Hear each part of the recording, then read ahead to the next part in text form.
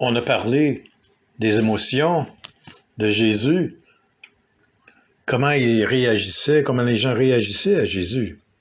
Alors, nous allons parler de son étonnement, de son émerveillement plutôt. Souvent, on perd notre sens d'émerveillement en vieillissant. Alors, nous avons regardé quand Jésus retourne chez lui. Alors, je vous ai donné une phrase. Et il s'étonnait de leur incrédulité, de sa famille, ses voisins, à la synagogue, dans sa ville natale. Alors, on va parler de ce type d'émerveillement qui est plutôt un étonnement. Alors, nous allons regarder l'émerveillement de notre foi. Alors, revisons. Nous sommes des êtres émotionnels. Alors, Dieu nous a créés, nous a fabriqués, nous fait d'une façon à être émotionnels. Alors, comment pouvons-nous maîtriser, apprivoiser nos émotions et les utiliser pour notre bien et la gloire de Dieu au lieu d'être contrôlés par nos émotions? Alors, comment les utiliser sans les réprimer pour Dieu? Les deux grandes émotions les plus fortes, c'est la colère et la peur. Et nous avons regardé cela ensemble. Nous avons regardé la peur et nous avons regardé le positif de la joie et la compassion et également le chagrin dans nos vies, l'impact du chagrin dans nos vies. Alors, notre but est de comment réagir et d'être comme Jésus. Et l'émerveillement est très important. C'est une des premières émotions, une émotion primaire. Alors, l'émerveillement du monde entier, comment le monde est. Les enfants qui regardent leur propre corps, tout est neuf pour eux, tout est nouveau. Alors, c'est de l'émerveillement. Alors, on regarde Jésus, il a 12 ans, il est perdu, ses parents ne le trouvent pas pendant 3 jours, il est au temple. Et il s'étonne d'eux. Un certain émerveillement en leur disant ne savez-vous pas que je m'occupe des choses de mon Père? Je fais toujours ce qui plaît au Père. Et sa dernière citation à la croix, Père, entre tes mains, je te remets mon esprit. Du début à la fin, il est captivé par Dieu, par son Père. Alors je débute en disant que le plus grand émerveillement dans notre vie, c'est Dieu. Et si Dieu est votre Père, il veut te ravoir à lui, que tu deviennes fils et fille, de te guider, une grande famille de chrétiens à travers le monde, et c'est ce qui est que Dieu veut vous donner. Alors, vous aurez une passion avec ça. Jésus a dit, je fais toujours ce qui plaît au Père. Alors, on tente d'apprendre à être comme lui, d'avoir ce même émerveillement. Alors, je t'encourage à focaliser sur lui. L'émerveillement de l'adoration. Alors, c'est à quoi l'émerveillement vous amène? J'aime ce que Anne Lamotte dit. C'est une écrivaine. Elle dit les 3 prières essentielles. Aide, remerciement et émerveillement. Wow! Et quand je parle à certaines personnes, je dis rarement « wow » dans ma vie. On dit à l'aide. Je suis loin de toi, je confesse mon péché, je veux me détourner, je veux être comme toi, je veux réagir à toi, être sensible à toi. Alors on sait cela, et nous remercions. Tout le monde donne des remerciements, mais le wow de l'émerveillement, Dieu vous donne quelqu'un pour pouvoir être émerveillé. Alors, la dernière fois qu'on parlait de Jésus, qui était en émerveillement, il s'émerveillant de la foi de quelqu'un qui venait de l'extérieur du peuple, un officier romain. Alors, connaissez-vous quelqu'un qui dirait que cette personne-là a une si grande foi à tout risque? Peut-être non, que je connais pas quelqu'un de ce genre, parce que c'est tellement rare. Alors, la conséquence de cela, c'est plutôt de dire, je veux être comme ça, moi. Avoir une grande foi. L'implication, quand Jésus s'émerveillait de la grande foi de ce soldat, de cet officier romain. Moi, je suis un boomer, un baby boomer. Ensuite vient la génération X, les millénaires, hein, etc., etc. Génération Alpha, et nous en avons quelques-uns ici, génération Alpha. Alors, si vous êtes né en 2010 ou plus tard, mais, malgré tout, je suis un boomer, mais j'ai honte de ma génération. Les jeunes de ma génération sont au pouvoir maintenant. Et ils ont fait vraiment un bon travail de tout ruiner. Je suis allé à un lieu de pierre, une fabrication de pierre. Un Italien qui s'occupait de cet atelier, il avait à peu près mon âge. Il disait, mes parents nous ont appris à être des donneurs et ceux qui reçoivent. Et il faut être des gens qui reçoivent. Et ma génération n'était pas comme ça. C'est pour ça qu'on a une grande dette aujourd'hui. On va l'avoir pour nous et on se fout des autres. Alors, je suis pas tellement impressionné de notre génération. Alors, il faut que j'évalue. Est-ce que j'ai des héros dans ma vie? J'ai vécu un bon moment. J'ai vu beaucoup de leaders. Des leaders qui ont failli à leur tâche, qui ont, en 45 ans de pastorat, et 20 ans ou plus à travers le pays. Beaucoup de pasteurs. J'en ai pas vu beaucoup qui m'ont déçu. J'en ai pas vu beaucoup. Il y en a qui ont eu des problèmes, ça n'a pas fonctionné. D'autres ont été mes leaders, et est arrivé des choses qui auraient pu me décourager. Mais non. Mais mon attitude était, c'est pas l'Esprit de Dieu à l'œuvre. Alors, mon seul héros, c'est Jésus.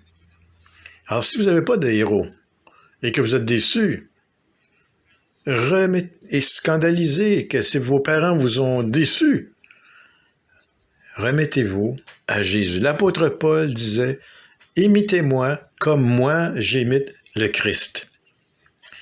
Enfin, il dit, imitez-moi aussi longtemps que j'imite Jésus-Christ dans ma vie. Alors, les leaders peuvent souvent avoir des pieds d'argile.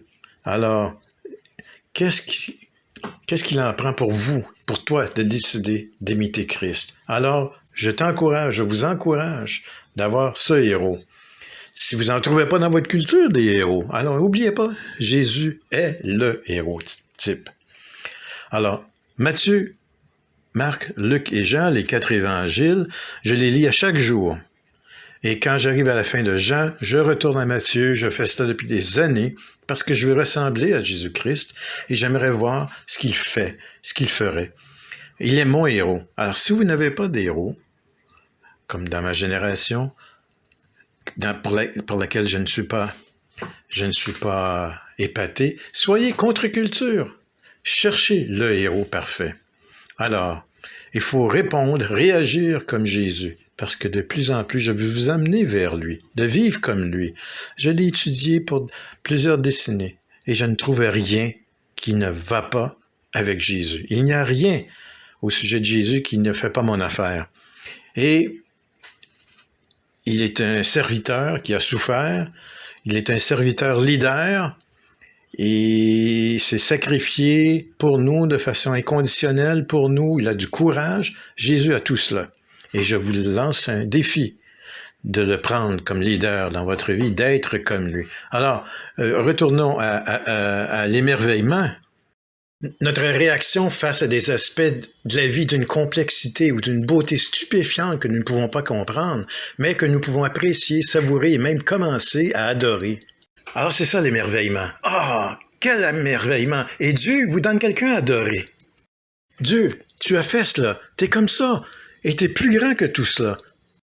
Bon, voici Albert Einstein. La raison que je le cite souvent, il est un scientifique incroyable, que tout le monde connaît. Il n'était pas un chrétien, mais il était une personne qui avait une crainte de Dieu, un terme qu'on pourrait utiliser. Alors je le cite parce que je veux vous aider à répondre aux gens qui disent « Je ne crois pas en Dieu, je crois seulement à la science ». Moi, j'ai entendu ça toute ma vie, même ici. Alors voici un scientifique. Il dit, la plus belle chose que nous puissions expérimenter est le mystérieux. Il parle, vous devez avoir un sens de l'émerveillement. Il parle de l'esprit derrière cet univers. Il ne sait pas c'est quoi, mais il en parle. Alors, c'est très intéressant d'entendre quelqu'un comme lui, de faire ses observations. J'ai d'autres citations où il parle d'avoir l'émerveillement d'enfant. On perd notre sens d'émerveillement. Un enfant là, mais en grandissant, ça disparaît. J'ai un chien, un chiot que j'amène promener chaque jour. Il est très curieux, ce chiot. Alors cette semaine, en marchant, il a vu les sauterelles, il regarde. Vous, ça vous émerveille? Ce chiot, oui. Lorsque je travaille à construire, que je coupe avec une scie, que je travaille avec un chalumeau pour tordre du fer, alors il sautille pour voir ce que je fais. Toujours curieux de savoir ce que je fais. Alors, nous perdons nous-mêmes l'émerveillement. Alors, il faut développer l'émotion de l'émerveillement. Il a un dicton qui dit « Ralentissez, prenez le temps de respirer, de sentir les fleurs, les roses. » C'est un bon conseil, oui, mais on le fait pas. C'est pas ça que je veux dire vraiment avec l'émerveillement. Regardez cette citation au sujet « L'émerveillement est le kit de démarrage de l'innovation. » Être un entrepreneur, un architecte, faire de la recherche, développer des nouvelles choses, alors il faut avoir un sens d'émerveillement, que ceci dit. Mais le plus important, mais si vous voulez grandir dans la passion spirituelle, vous devez avoir de l'émerveillement dans votre vie. Nous allons parler de l'incroyance et la critique, les sceptiques, les gens qui sont toujours négatifs à votre foi, qui peuvent facilement vous décourager et de vous enlever votre sens de passion, d'émerveillement et de confiance en Dieu. Des gens qui disent la Bible est fausse, Jésus est un mythe, vous n'avez pas besoin de Dieu pour définir le monde autour de vous. Et vous entendez ces choses. Et si vous ne les adressez pas dans votre vie, personnellement, vous allez perdre la passion. Alors, je vais arrêter. Est-ce que quelqu'un définirait votre vie comme votre passion égale à Jésus-Christ? J'ai conduit jusqu'à Vancouver le mois dernier. J'ai acheté une voiture pour mon fils en mars, au mois de mars, et je l'ai fait inspecter. Il me disait qu'un soufflet de CV, je sais pas c'est quoi, est en train de fuir. Il y avait une fuite. Et il fallait que je le fasse réparer. Alors, ils étaient prêts à le réparer pour 300$ ou plus. Alors, j'ai acheté l'ensemble, le kit, pour 30$. Et je ne l'ai pas encore réparé. Mais alors, je vais conduire jusqu'à Vancouver. Est-ce que je risque, avec cette voiture, un problème de direction assistée, des pertes de liquide? Alors, vous voyez, j'ai pas trop la confiance de partir dans ce voyage. Alors, je vais le faire quand même. Alors, j'ai conduit jusqu'à Vancouver et retour. Et quand je suis revenu, et je me disais, tel genre de voiture. Et je me disais, j'étais encouragé par une type de voiture, une Subaru. Alors, mais il faut avoir la confiance en Jésus et d'avoir des faits de votre côté et d'avoir une confiance. Alors, il y a 3 choses à dire. Les racines de l'incrédulité. Vous vous souvenez, Jésus s'étonnait de leur incroyance. Alors, le rôle de l'incrédulité, qu'il n'y a pas de changement, alors il faut qu'on dise à Jésus, on veut qu'il soit émerveillé de notre foi. Et les résultats de l'incrédulité.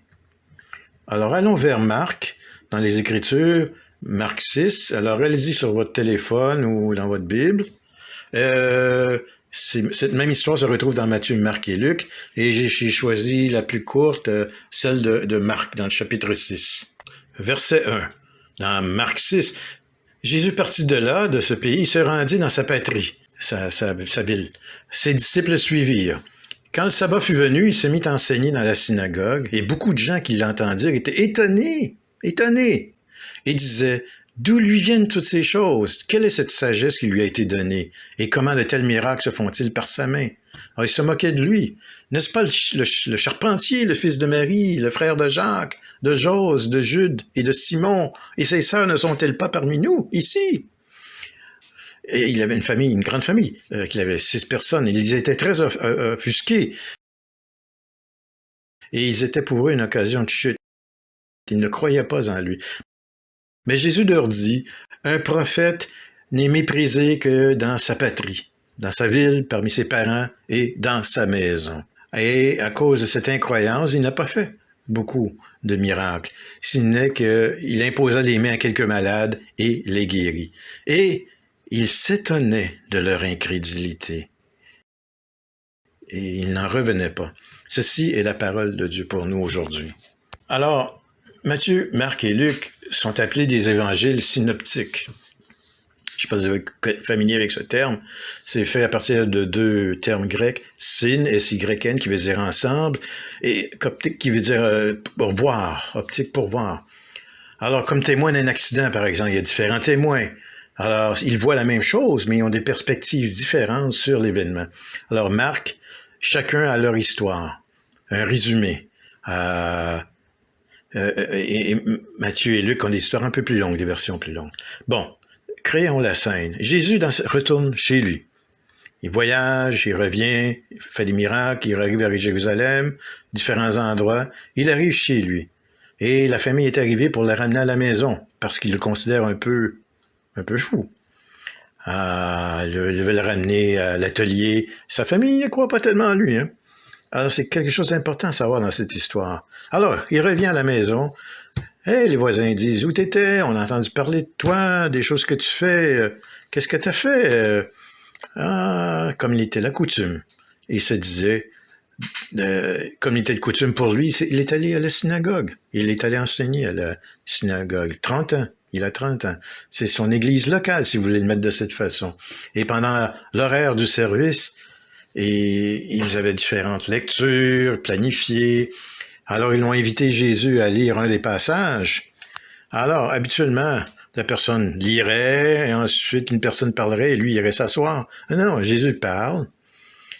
Alors, j'aimerais que vous ayez l'arrière-plan. Tout le monde parle de lui en disant « Wow, ils sont étonnés, émerveillés. On est grandi avec lui, on a vu toutes ces histoires, comment il était un professeur, un enseignant incroyable. » Alors, il prend ce passage dans Ésaïe. C'est un livre très puissant qui parle du Messie à venir. Et c'est 630 ans après l'écriture de ce texte. Alors, Jésus lit un passage qui est directement au sujet du Messie.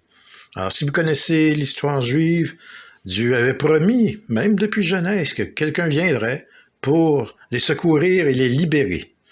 Et par le temps que le prophète Isaïe a écrit, il a cristallisé dans une personne, le Messie, la souffrance d'un serviteur.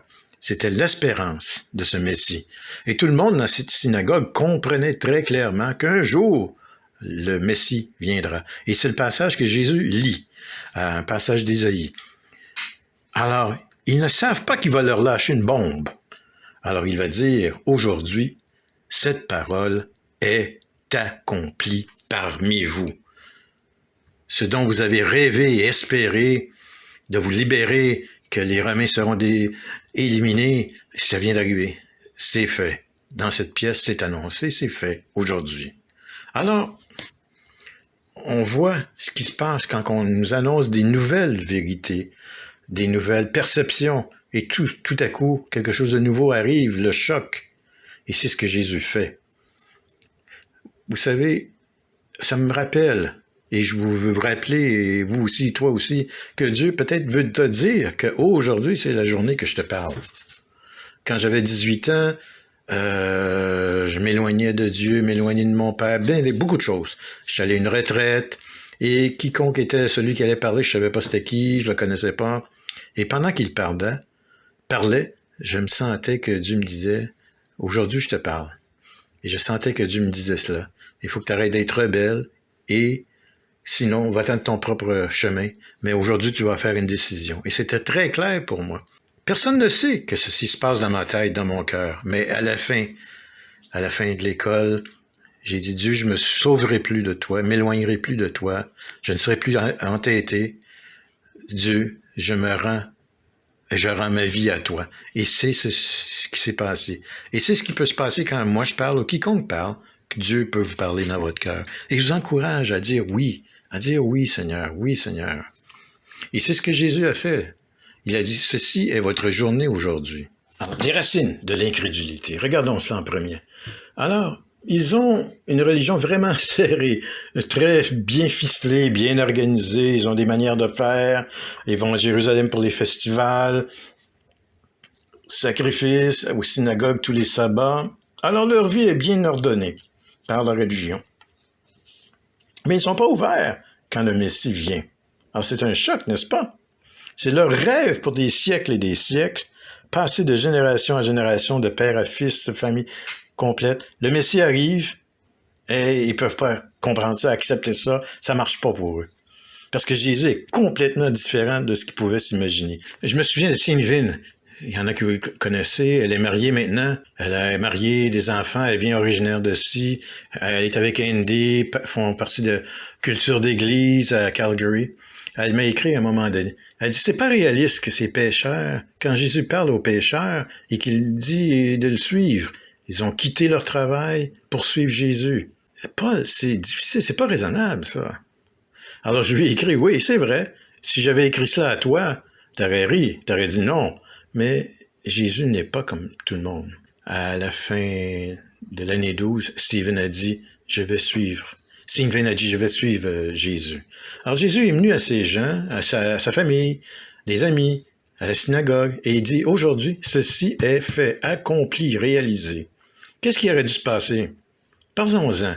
Qu'est-ce qui aurait dû se passer dans cette pièce à la synagogue quand Jésus a lu ce verset?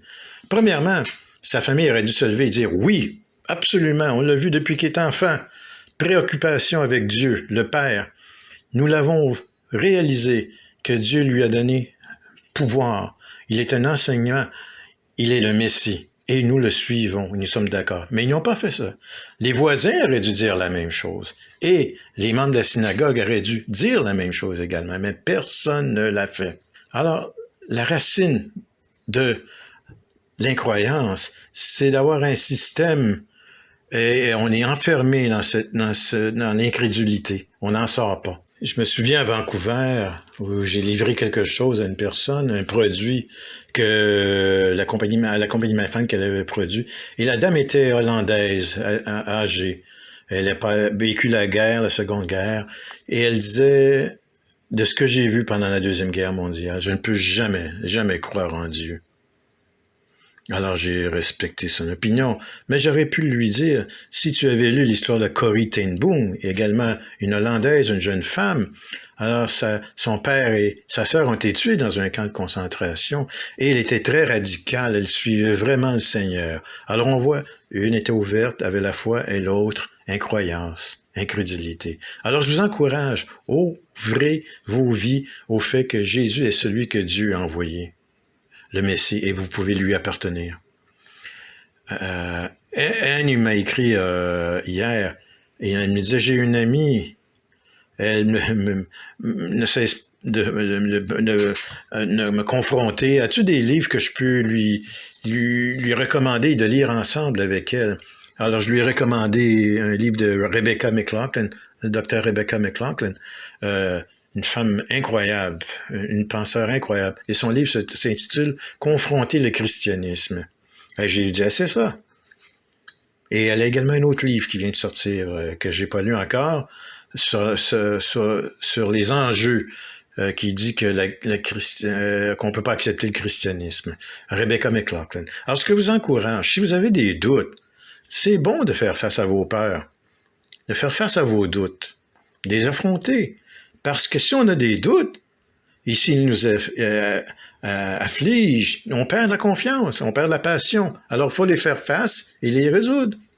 J'aime ce que Tim Keller dit, une foi sans quelques doutes est comme un corps humain sans anticorps. Alors, tu es très susceptible à l'infection.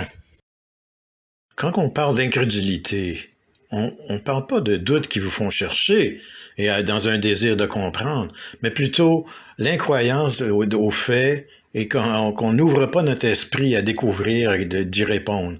Alors, les deux plus grands faits importants que vous devez traiter dans votre vie, c'est que Dieu est venu sur la terre dans la personne de Jésus-Christ, il est mort et est ressuscité. Ces faits, ces deux faits sont très importants. Alors, comme le chant qui représente ceci. D'où vient la passion? Amène-moi sur le chemin de cette croix. Alors, il faut que je me respecte Jésus et le suive. Alors, regardons ce que Jésus a fait à la synagogue et comment il a lancé un défi. On voit dans Luc, je crois que c'est Luc chapitre 4, oui, les versets 18 à 21. Laissez-moi lire. Il lit ceci, ça vient d'Isaïe. Alors, l'Esprit du Seigneur est sur moi. Loin, le Messie. Le moi ici veut dire Messie. L'Esprit du Seigneur est sur moi. Parce qu'il m'a oint pour annoncer une bonne nouvelle aux pauvres, pour proclamer aux captifs la délivrance et aux aveugles le recouvrement de la vue, pour renvoyer libres les opprimés, pour publier une année de grâce du Seigneur. Alors il commença à leur dire, aujourd'hui, cette parole de l'Écriture que vous venez d'entendre est accomplie. Alors il commence à les provoquer, à leur lancer un défi, un challenge, et de faire face à cela, de traiter cela dans leur cœur. Alors le Messie là, debout. Maintenant, il leur lance le défi. Allez-vous répondre à mon challenge? Qu'est-ce que vous allez faire? Alors, qu'est-ce qu'ils auraient dû faire? Jésus est allé vers une famille, 2 femmes qui pleuraient. Leur frère est mort, Lazare. Il parlait à Marthe et ensuite Marie. Et elle a dit un commentaire important parmi sa tristesse. Alors vous le voyez ici, elle lui dit, oui Seigneur, je crois que tu es le Christ, le Fils de Dieu, qui devait venir dans le monde. Alors vous voyez comment c'est puissant, passionné, déterminé, comment elle est déterminée cette femme. Oui, tu es le Messie. C'est ce qui aurait dû arriver dans cette pièce, dans la synagogue, et c'est pas arrivé. La triste chose, c'est même pas arrivé avec sa famille. Ses frères, ses sœurs, sa mère, elle a essayé de le ramener plutôt à la maison.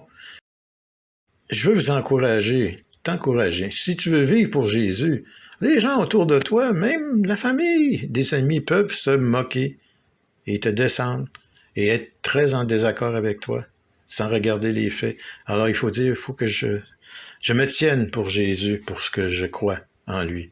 Quelques-uns d'entre vous connaissez mon collègue César Perra, et nous étions dans un club de boxe qu'il dirigeait pour nous. César vient d'une famille, d'un arrière-plan très violent, très dur, très loin de tout ce qui concerne Jésus-Christ, l'Église. Et il est tombé en amour avec la fille du pasteur. Il l'a épousée, elle s'appelle Marie. Et à un certain point, il a dit, je pense que Dieu veut que je devienne un pasteur. Son beau-père a quitté ce lieu pour aller ailleurs, enseigner ailleurs. Et quand César a dit, Dieu veut que je débute une église, l'église où il était en désaccord. Son église d'origine n'a pas voulu le bénir. C'est une manière officielle pour une église de dire que nous sommes d'accord, nous te soutenons dans ton projet. Mais à un moment donné, César a dit, vous pouvez le faire ou non, mais ceci est la volonté de Dieu pour moi et je vais le faire, quoi que ce soit que vous fassiez ou ne faites pas ou que vous me dites. Alors, c'est ça que Jésus fait face. Toute la ville est contre lui. Sa famille est contre lui, ses amis, la synagogue entière. Et dans nos vies, ceci arrive et peut nous rendre vraiment craintifs, avoir peur, craintifs, démoralisés, nous mettre complètement à terre, mais ça ne fait pas ça à Jésus. Il est étonné il est tout à fait étonné de leur comportement. Alors, il faut avoir cette attitude de Jésus. Nous allons y revenir. Et Jésus en a parlé quand il dit, la citation dans le verset 4, il dit, un prophète n'est méprisé que dans sa patrie, parmi ses parents et dans sa maison. Alors, attendez-vous à cela. Vous savez ce que Samuel a dit la semaine dernière? La foi sans la grâce, c'est quoi? Qu'est-ce que j'ai mis de mots là? C'est quoi? Religion. La foi sans la grâce, c'est quoi? Une religion. Et c'est ce qu'ils ont. Et si nous lisions l'histoire qui continue. Il raconte deux histoires. Je ne les mettrai pas ici. Il tente de les aggraver, de les piquer pour avoir la foi. Et ce sont de très bonnes histoires. Et Christ dit, Dieu a aidé deux personnes et ce n'étaient même pas des Juifs. Ce n'étaient pas des Israélites. Il en est sorti à l'extrême des frontières et a aidé une veuve, un général. Et c'est comme ça que Dieu est. Ils étaient choqués parce qu'ils ont de la religion sans la grâce. Religion sans la grâce, ça amène vers un esprit, une manière d'être qui juge, qui déteste, qui critique. Et c'est ceci. Tim Keller dit, la religion, ça veut dire j'obéis, donc je suis accepté par Dieu. Mais la grâce ou l'évangile, ça dit plutôt je suis accepté par Dieu à cause de ce que le Christ a fait. Donc, par gratitude, par désir, j'obéis. Totalement différent. Totalement différent. Alors, je vais vous demander, posez la question. Avez-vous la religion ou est-ce que vous faites de la religion avec des règles que vous observez, des choses que vous faites, je fais ceci, je fais ça, cela? Même ici, je lis la Bible, je prie. Ou plutôt, avez-vous une relation avec Jésus-Christ? Et vous voulez lui obéir parce que tout ce qu'il a fait, parce qu'il l'a fait pour vous. Tim Keller, dans son livre « Le Dieu prodigue », il parle du frère qui n'aime pas son jeune frère à cause de ce qu'il a fait et qu'il est venu demander pardon. Alors, la religion est pleine de plus vieux, de grands frères ainsi, qui n'ont pas de relation avec le Père, mais plutôt des critères, des manières de faire, et donc ils sont critiques, ils n'aiment pas, ils réprouvent. Alors, Dieu dit « Je ferai miséricorde ». Dans Romains 9,15, « Je ferai miséricorde à qui je fais miséricorde ». Alors, imaginez-vous, si tout le monde a un amoureux, une amoureuse, si vous graduez, pardon, vous terminez vos études, vous avez un emploi, vous n'avez pas d'emploi, mais tout le monde en a, est-ce que vous pouvez dire, Dieu, je te fais confiance par ta grâce, je t'adore, je te remercie, ou est-ce que vous vous choquez contre eux? Alors, c'est très facile d'être en colère contre les autres, de réagir ainsi. Alors, il les pousse vers la repentance, vers un changement dans leur façon de penser. Mais ça se passe pas. C'est tout le contraire qui leur arrive. Alors, qu'est-ce qui fait qu'une personne ne croit pas? Ils ont suffisamment d'informations je peux rassembler mon monde, mais toute nouvelle information, ils la bloquent. Ils ne veulent pas la laisser entrer. Quand j'étais un enfant, mon père me disait va couper le gazon. Mais en premier, je voudrais que tu aiguises les lames de la tondeuse à gazon. Alors, faut que tu la mettes de côté, t'enlèves le boulon, faut que tu sortes les lames. Il n'y a pas grand-chose à aiguiser sur les deux côtés de la lame. Ah, j'ai une lime. Alors, je prends la lame dans l'étau et je passe. Et j'ai dit, comment est-ce que ça fait pour couper? C'est juste deux bandes de métal. Quand ça tourne, je vais juste couper un cercle. Et j'essaie de comprendre comment ça peut fonctionner. Mon père me dit, mais n'oublie pas, Paul, que tu pousses la tondeuse quand tu avances. Ah oui, j'avais de nouvelles informations pour mieux comprendre. Ah oui, je marche. Alors, cette nouvelle information m'a aidé de comprendre.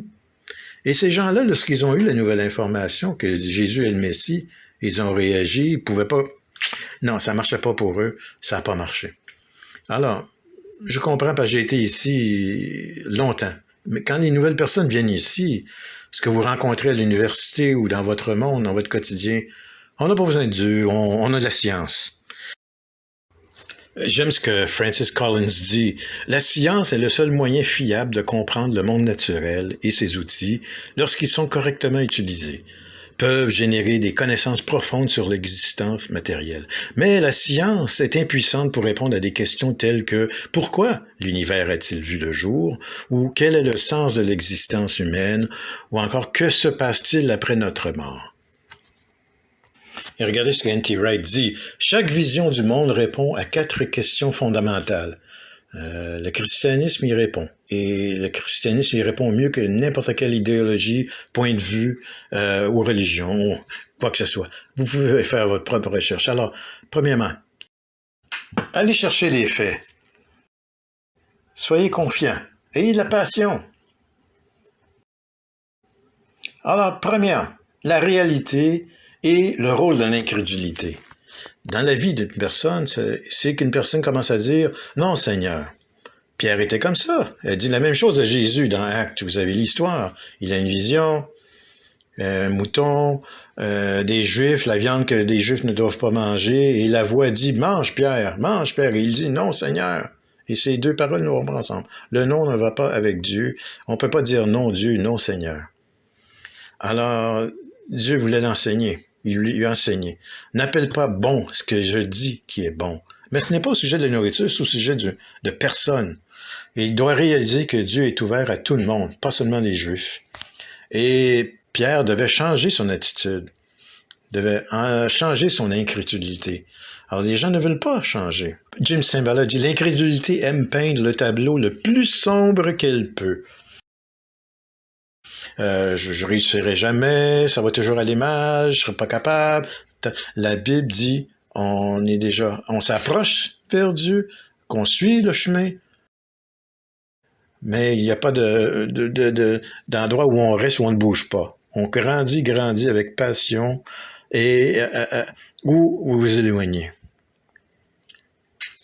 Vous voyez dans Jean 6, quand Jésus a provoqué un autre groupe de disciples, un sermon difficile, il a dit « Bois mon sang et mange ma chair », ce qui est répulsif pour nous, mais c'est encore pire pour les Juifs, vraiment répulsif.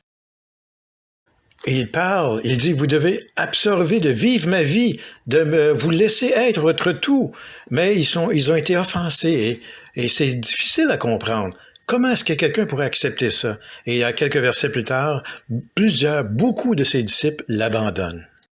Alors Jésus a fait ça par exprès. Il est pas intéressé. Quand il dit dans l'Apocalypse à une église, si vous êtes chaud ou froid, mais si vous êtes tiède, je vais vous cracher de ma bouche. Il n'est pas intéressé. Alors, il veut des gens passionnés, des disciples passionnés, des gens qui disent « J'ai constaté les faits, j'ai la confiance et je vais vivre pour toi. Et peu importe, je te suis. » La réalité, le rôle et le résultat de l'incrédulité. C'est écrit « Ils furent tous remplis de colère dans la synagogue lorsqu'ils entendirent ces choses. Et s'étant levés, ils le chassèrent de la ville et le menèrent jusqu'au sommet de la montagne sur laquelle leur ville était bâtie, afin de le précipiter en bas. » Ils veulent le tuer, le jeter en bas de la montagne, et ensuite descendre et l'achever avec des pierres. Il voulait, mais il est passé au milieu d'eux et s'en alla. Quelle confiance, quel courage! Un miracle! Il passa à travers cette foule enflammée. C'est notre héros, c'est Jésus. Alors, en illustrant comment l'incroyance peut vous amener à la violence, c'est une bonne chose pour les sceptiques de dire c'est ça que la religion fait, ça mène à la violence. Regardez l'Inquisition, les talibans, les gens qui disent qu'ils sont chrétiens, qui sont allés en guerre, la violence envers les autres. Mais je dois vous dire, ce n'est pas selon l'esprit de Jésus. Et je les pointe, je les dirige vers l'histoire de Jésus, où lorsqu'il passe à travers il passe dans un village, et les gens sont réprimandés pour avoir voulu atomiser un village. Et Jacques et Jean, dont le surnom était les fils du tonnerre, ils n'étaient pas tellement en contrôle, mais plutôt cette façon d'être dans leur personnalité était en contrôle de leur vie. Alors, il disait, on va leur montrer. Vous savez ce que Jésus a dit? Suivre Jésus ne conduit pas à la violence. Je ne crois pas ce que vous croyez. Les gens disent, je ne crois pas ce que vous croyez. Ils remportaient des conseils. Jésus a dit non. Il leur a dit non. Et il s'est éloigné d'eux. Ça, c'est l'esprit de Jésus. Sans violence. Pas de haine. Si tu ne crois pas ce que je dis, non. Je vais t'éliminer. Non, ce n'est pas la façon de Jésus. L'esprit de Jésus n'est pas comme ça. Alors, John Stott disait, la persécution est simplement le choc entre deux systèmes de valeurs inconciliables. Bon, alors, nous nous approchons de la conclusion. Alors, quelques observations. Souvent, nous sommes intimidés par l'incroyance, l'incrédulité des autres. Ça nous décourage. Nous sommes démoralisés. Si vos pneus sont à crever, vous pouvez mal, ça conduit mal. C'est plein de choses sur un véhicule, par exemple. Alors, vous devez avoir confiance. Vous ne devez pas être intimidé par l'incroyance. Alors, votre confiance doit être solide. Et pour pouvoir conduire à grande vitesse, vous devez être sûr que vos pneus sont bien. Alors, je suis allé chez McDonald's et un gars chez McDonald's n'utilisait pas la caisse automatique. Alors, il faut savoir comment utiliser. Un pasteur qui était à la retraite me dit, j'utiliserai jamais une sorte de guichet automatique, je suis pas à l'aise. Alors, je veux vous encourager. Faites la recherche, informez-vous et émerveillez-vous. Et joignez-vous à Jésus. Et ne laissez pas Jésus s'étonner de votre incroyance. Rejoignez-le et étonnez-vous. Je vais illustrer un peu ma vie. Lorsque j'avais 21 ans, j'allais à l'école à Saskatchewan, dans la ville de Saskatoon, et des témoins de Jéhovah étaient venus à notre porte. Je vivais avec un de mes amis, mes colocs. On les a invités et ils nous ont vraiment ramenés par terre. Ils ne croient pas que Jésus est Dieu. Ils nous ont parlé pendant 1 an. Alors, je sais pas vraiment si je crois que Jésus est Dieu, et je suis vraiment ébranlé dans ma foi. Alors, je suis allé voir mon pasteur, il m'a donné des livres, il m'a dit de faire ma recherche dans la Bible, et 2 semaines plus tard, on s'est vu de nouveau, et je lui ai dit, regarde ici, Thomas dit à Jésus, mon Seigneur et mon Dieu. Alors, c'est Thomas, c'est un disciple, et Jésus lui commande. Et il dit, il prend l'Ancien Testament, il prend le nom de l'Ancien Testament, je suis, et c'est ce que je suis. Alors, j'avais la confiance et je suis devenu passionné dans ma vie. Alors j'ai dit, à l'heure de vivre dans l'incrédulité, alors je peux pas croire que vous avez cela.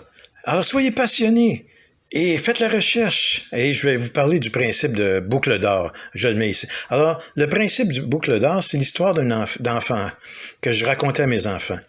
Alors, vous en avez sans doute peut-être entendu parler dans la culture chinoise. C'est très simple. Boucle d'or se promène et arrive à la maison des ours. C'est le principe de la boucle d'or. La boucle d'or, vous savez, la jeune fille qui se promène, qui entre dans la maison, elle essaie le gruau du père, elle dit c'est trop chaud, celui de la mère, dans son plat, elle dit ah c'est trop froid, et celui de l'enfant, ours, elle dit ah c'est parfait. Alors, je me souviens pas de la conclusion de cette histoire-là, mais le principal de boucle d'or, c'est que allez voir c'est quoi, qu'est-ce que c'est. Alors, ce principe, ça veut dire, cette planète, elle est juste parfaite. Elle est facteur parfait pour nous permettre d'y survivre, d'y vivre. J'en ai pris quelques-uns, comme par exemple, statistiquement, c'est une impossibilité de la vie de vivre ici, à moins que ça soit fait d'une façon volontaire. Par exemple, l'inclinaison de la Terre, la trajectoire elliptique autour du Soleil, au lieu d'être circulaire, la distance de la Lune, la position de la Lune, la quantité d'eau sur la planète, toutes ces choses permettent qu'il y ait de la vie possible sur la Terre. Alors quand on lit ça, on se dit « Wow, ceci a été planifié ». Alors c'est le principe de boucle d'or. L'athée Michael Shermer, dans son livre « Pourquoi Darwin est important », avait déclaré